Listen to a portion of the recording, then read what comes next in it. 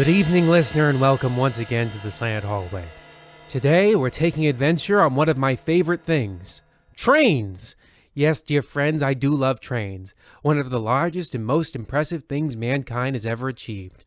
Imagine the Empire State Building, lied on its side, and then zooming along tracks at up to, let's say call it 40 miles an hour. Going from station to station, which is where we begin tonight's story.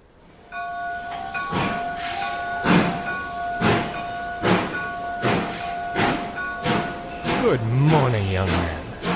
I'd like a ticket, please. Two? No, thank you. I'm traveling alone. Well, where is it that you're going?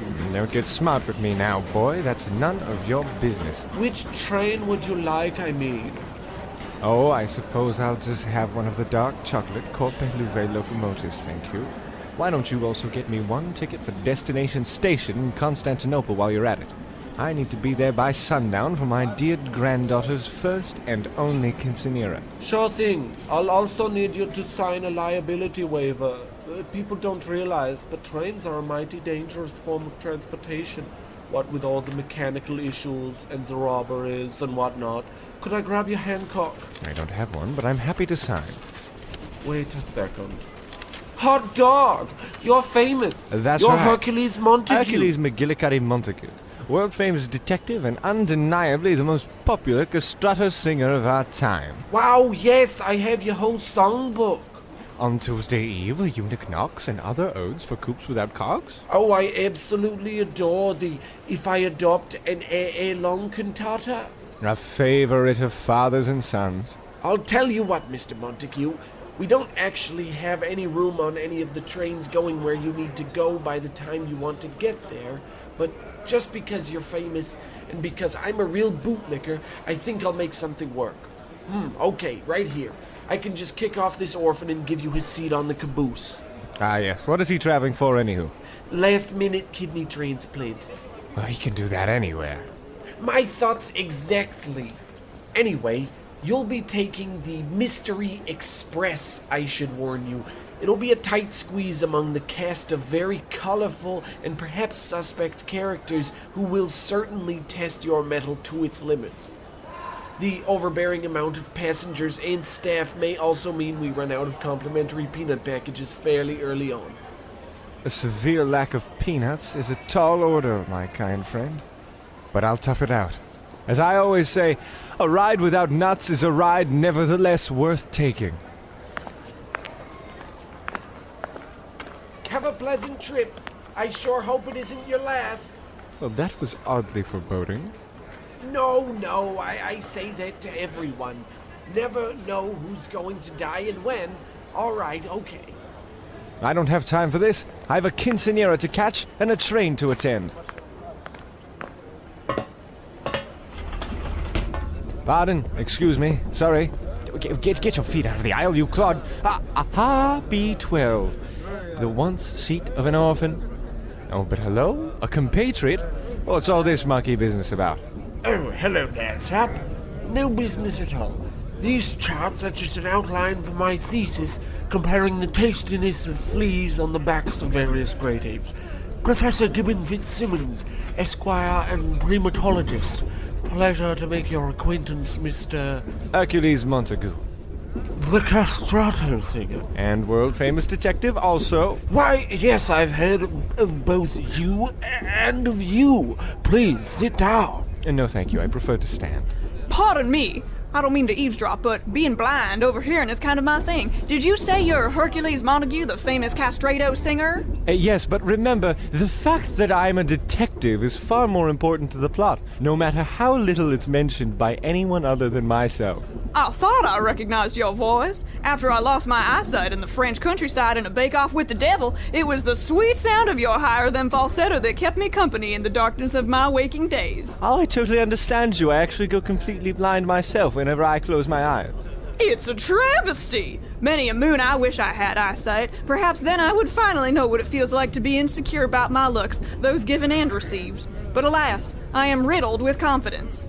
You know, Mr. Montague, you're a real hero in my household. It's actually solely because of you that, as a family, we have made the collective decision to remove our firstborn son's capacity to acquire a low vocal register in adulthood. Oh, I don't know what to say. I do love train rides. The setting is very clear to me, thanks to all this carefully made Foley. Not like a quiet park where you don't have any indication of a place at all. Like a puttering engine, roaring wheels, or the ambient warble of fellow passengers. People, not to interrupt, but I will. Does anybody see the attendant? It's almost been a full half of the hour, and my ticket is begging to be stamped. No attendant. But who's that peculiar fellow? Not dressed in vague, unassuming colors like the rest of the passengers who are implied, but who will never hear speak. Pardon, being rather a short ape man, I can't see over the seat in front of me. The man with the pit helmet and hunting rifle leaning ever so casually by the cooler at the end of the car. Oh, him, yes. That's Safari Sam. Quiet, contemplative chap. To be honest, I can't quite tell what his game is. Bison, likely? Elk? Nothing for you to worry about. Oh, I don't know. When we spoke earlier, he made a big fuss about me being a monkey man. Said it was a ludicrous proposition. Being a professor is nothing to be ashamed of. Say, Gibbon, what's a man like Safari Sam going to Constantinople for? Constantinople? I'm pretty sure that's what I said. I hear you loud and clear, sir, but we aren't headed to Constantinople. What? But the quinceanera! I can't miss another one. Gibbon, where are we headed and where for? Istanbul? I have no idea where that is. The lights! They're out! Now, how in the world do you know that?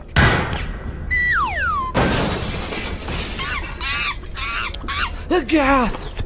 Hercules, look! Somebody's accidentally fired a gun at the chandelier that was precariously balanced above Babette the Blind's head, which, it appears, once unlatched from its opulent chain, collapsed upon her and killed her more instantly than even a bullet could have. What happened? I'll tell you what happened, Gibbon. A murder. It couldn't be. I'm afraid it both could and be. But a chandelier falling on a blind woman seems like an ordinary run-of-the-mill sort of an accident. Even with a gun involved. It does indeed. But the only accident here, Gibbon, is that this chandelier fell on the poor woman when it should have fallen on me. Egads! Let me explain. Before the lights turned off, knowing the blind woman couldn't see me, I leaned in to sniff her hair and figure out if she was using the same shampoo and conditioner combination I use. It was the first great mystery that faced me on this train. Had I not moved when the lights went out, that chandelier would have killed us both. Hercules! What does this all mean? Would I ever finish writing my thesis? Likely not. It seems we've a murderer on the loose, destined for the noose. I have a suspicion he's after another target, but wanted to kill me first because, recognizing me in my illustrious fame, he wanted to proceed unimpeded by a singing detective. But who could be responsible? Easy. Safari Sam. But how can you be sure? The lights went out. And he's gone now, so we can't even ask him. No impediment for my divine powers of deduction. You see, Gibbon, when we walked into the car, I immediately noticed a few things. First, there were far fewer people aboard the caboose than I anticipated, which aroused my suspicion, but not me. Second, I noticed a certain scent which often accompanies murder. The smell of crime was wafting through the air. Finally, the water cooler. Trains don't have water coolers. They aren't offices. Safari Sam must have brought it aboard so that he could lean against it and seem generally inconspicuous. By heaven, it almost worked. My, Hercules. You truly are as good a detective as you are a singer. And also he was the only person aboard with a gun, so that helped. Well, what do we do now? First, I'll need to ask you one thing. Of course. Is it kosher if I make you my monkey professor sleuthing sidekick? Oh. Well, is the insurance any good? A reasonable deductible and you get dental. Count me in, then, chap. Then let's do what any good cops would, Gibbon. Let's plug ourselves a perp. Toot toot! Chugga-chugga, chugga-chugga, chugga-chugga. Next stop, River City, Iowa.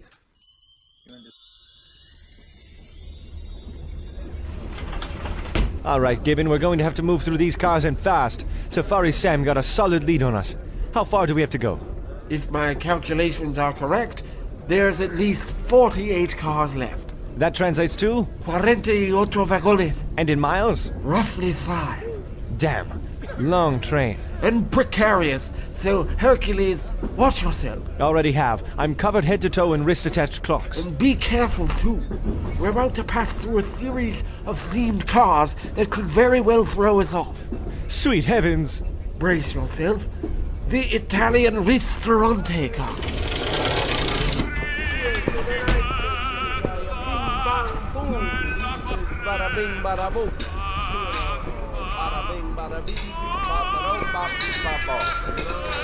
The indoor pool car. I have no towel. The opium den car. Oh, how obviously problematic.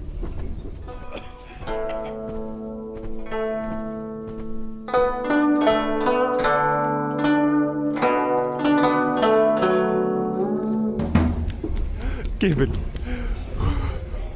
Oh, sweet Gibbon, sweet gentle Gibbon, forgive me. For a learned man, you are far more athletic than I. We've reached the dining car. Give me but a second to catch my breath. Well, you better find where it went then, quickly. We don't have much time, Hercules. Perhaps it has vanished into a refreshing cup of ice water. Waiter!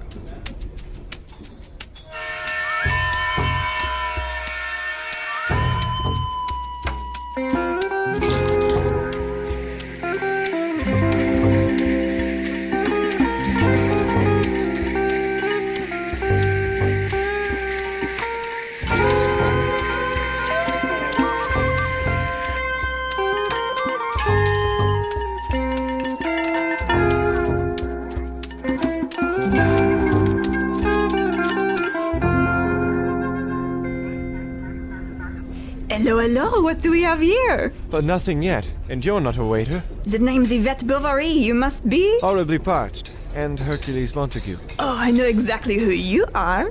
I sing opera myself. You've been a real inspiration to my career. Though, I'll admit you look far shorter in photographs. I didn't think you'd be 6'8". I didn't either. Say, Montague, mind if I crinkle your tie a bit? Flutter my eyelashes at you? Perhaps I'll just cut to the chase and ask you to share with me a date? It pains me to admit, I'm allergic to almost all fruit. No matter, perhaps I'll give you a little bisou instead. Owning a regular zoo is risky enough, never mind one that stings. Oh, alack, Madame Bovary, regarding the fluttering and fondling and such, your textbook efforts at romancing will be in vain. My famous condition unfortunately means that the only thing I have any affection for is the pursuit of justice. Part of me hoped it was all just an act for the stage. Your voice really isn't all that high in real life. Oh, common misconception. It can get high, but it doesn't have to be. Enough banter, Hercules. We need to go. And you, darling little thing, you're with the detective? Oh, only professionally. Well, may I ask what you are both so sweaty for if it isn't for the fact that you find me attractive? I'm starting to regret going into career femme fataling. Well, I know you'd think it impossible to believe, but there's a murderer aboard, madam. We think he's targeting a passenger on this very train. But who in the world does this mystical murderer intend on murdering? We don't have a clue. Besides, of course, these hair clippings and this bullet, which I've kept in a little baggie to send to forensics later. Mon Dieu! Bless you. Say, madam, the fella attempted to take the life of our dear Hercules because of his fame. Is there anyone else of renown aboard this train? I don't believe so. Just a bunch of no-names like Tinkering Tom the Repairman and Cobbling Kyle the Repairman. So no one famous worth a bullet. Well, not as a passengers at least. But, your horses, the conductor! Who's the conductor? A famous fellow, the Austrian Archduke Franz Ferdinand. This is his part-time gig. Besides Hercules here, he's the only other household name. My God. At his way. I didn't realize this would be such a violent mystery. Who knows what could possibly happen if that man is shot? Likely nothing, as an Archduke isn't a very high position of power or anything, but still, actions have consequences. If he's the conductor, he'll be at the very front of the train. After taking this intermission, we'll never make it in time. The front of the train, you say? I believe so, madam. If you were to continue on the path you're taking, you'd be in, quite the pickle. Quite the pickle. You would still have all the 9 cars of hell to trudge through. Lucky for you, I think I can help. I know a shortcut. A shortcut? Oh yes, if we go through the ventilator ducts, we can get to the front of the train in no time at all. Allons-y, through the airways. But how do you know this? Much like the Archduke, I also have a part-time job. I work in HVAC. The duct entrance is right under this table. If we crawl through, we'll stand a chance. Let's go, boys! I think we're getting close. How can you tell? Listen.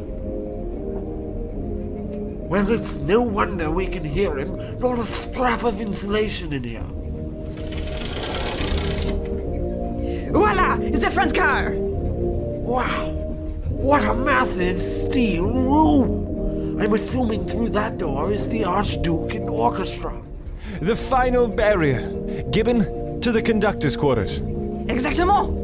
Now, all we need to do is lay a trap for... Safari Sam? Not so fast, you three. Safari Sam! I've got you now. I can't believe my eyes. To think you managed to get here before me. I suppose if you've made it this far, I should at least do you the courtesy of deboning myself of this disguise. But if you're not Safari Sam, then who? Egads! A Safari Sam! Precisely. My real name is Gavrilo Princip, and the professor is right about my being a Serbian, the furthest thing from a Safari Sam. See, I've a personal score to settle with all friends in there, so I snuck on this train to do it. Fellow owes me a couple of bucks for coffee, and that's a debt I just can't let slide. Now this thing, it's just between me and him and I. Had the three of you stayed caboose, maybe you could have lived to tell my tale. Now, I'm no chef, but I think I'll make quite the meal out of you unlikely batch of friends. First course, bullets. I've taken a frying pan to the face, and the subsequent pain has caused me to drop my rifle. Babette the Blind! That's right, kiddos. Sure, I lost my eyes to the devil, but the trade was that I can't die. Oh, my face. My beautiful, beautiful face. How you smacked off all my makeup. Babette the Blind, a nemesis more arch than even the Duke.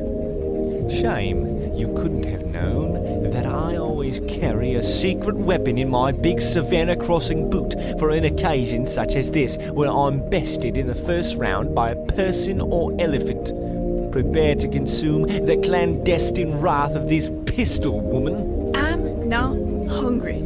Egads, you've reached the rifle I dropped quicker than I was able to shove my hand in my shoe. Bon appetit et bon voyage, Sam. Well, I suppose that wraps up that series of shenanigans, chaps. Here I thought detective work was all about getting leads, not lead. Given I do say, after seeing your work as sidekick on this case, I'm thinking about establishing a more permanent position for you. I wouldn't be opposed to a joint operation with a fellow such as yourself. Well, why don't you and I find a good surgeon to fix up our wobbly knees, then we can indulge in another one of these adventures. Aye, chimp. Though I must admit, even being the world's greatest detective, there's still something I don't understand. And what's that? Was this just bloodlust? Was it really a coffee feud? I understand how Safari Sam was going to kill the Archduke, but I just don't understand why.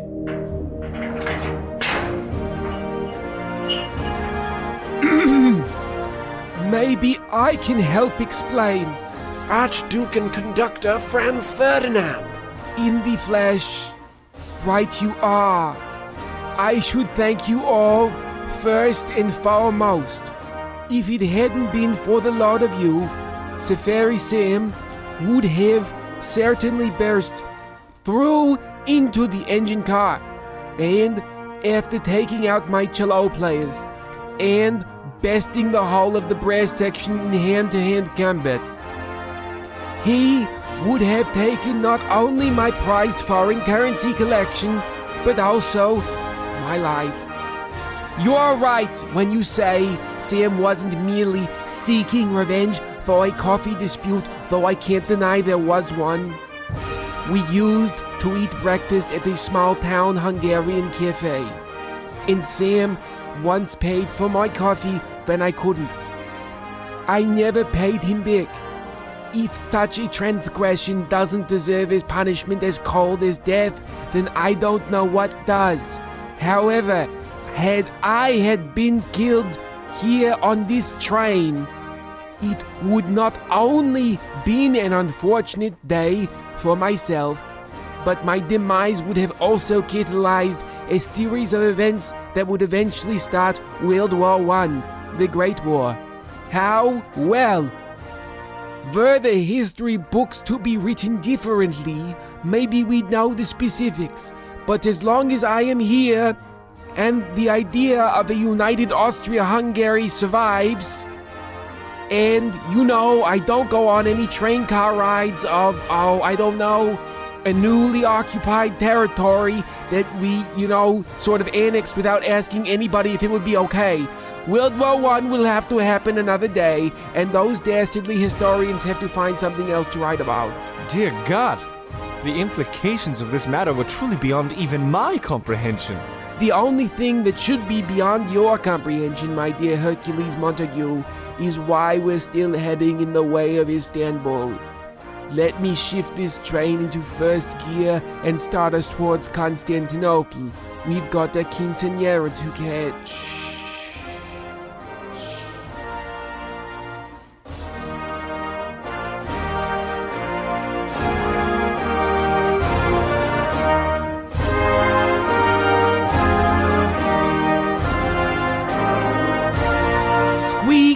And we're there. Final stop. Conclusion junction.